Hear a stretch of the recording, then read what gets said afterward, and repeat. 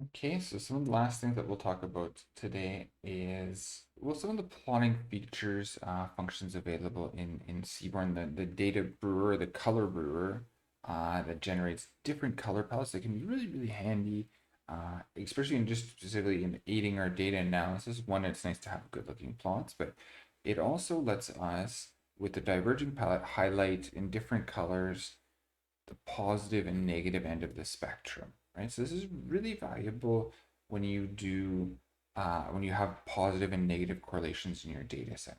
So it's one of those things that knowing how to get, fine tune the colors, is one to understand, how to make art and beautiful plotting, but and communicate your results in a nice clean way. But it's also very important to understand how to use those colors, with our eyes to better understand where the positive and negative relationships are. And this is really when you want to use the diverging palette. The other color generator that I often use is light palette, and this goes from the color that you choose from white up until it's better to use a dark color, and you start with light and you go to the color that you've chosen.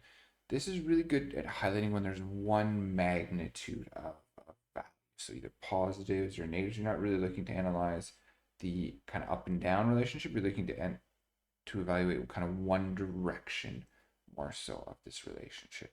Okay, so it's really good for highlighting the positives or the negative values. And either one of these, they're very customizable in the colors that you'd want to use. And it gives you lots of flexibility to make your reports a little bit made for your business or made for the situation, the business use case business situation. Okay, so some beautiful plots in Seaborn.